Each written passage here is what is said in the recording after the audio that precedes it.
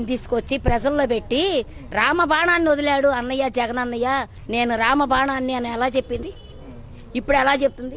ఇంతమంది అక్క చెల్లెళ్ళకి ఇంతమందికి మేలు చేసిన అన్నయ్య ఆమెకొక్కడికే చేయలేకపోతున్నాడా? ఆమెకొక్కడికే చేయలేకపోతున్నాడా? నువ్వెంత నీతి తక్కువ దానివి? ఇంతమంది అక్క చెల్లెళ్ళు ఉన్నారు, ఇంతమంది ఉన్నాము, మాకందరికి మంచి, నీకొక్కడికే చేయడేందుకు అయ్యాడు? నువ్వు పదవి కోసం వెళ్ళావు, నీ పదవే చూసుకో. జగన్ని తిడితే మాత్రం మేము ఊరుకోం. జగన్ మా ప్రాణం, మా అక్క చెల్లెళ్ళందరికి ప్రాణం.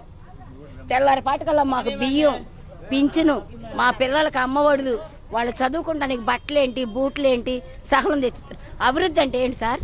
పేదలు అన్నం తింటున్నారు, అది చాలు పేదలకి, మాకు అది చాలు.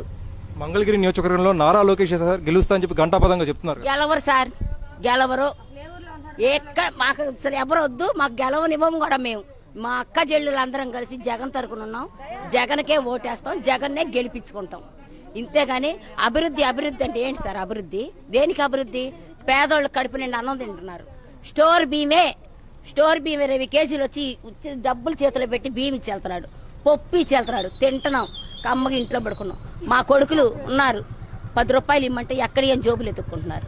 మా బిడ్డలాగా మా తోడబుట్టినోళ్ళలాగా వచ్చి మాకు 3000 రూపాయలు ఇచ్చి వెళ్తున్నాడు. మాకు అవి చాలు, భార్య భర్తలు బతకటానికి అవి చాలవా? అయితే వచ్చే 5 ఏళ్లలో ఎలాంటి మార్పు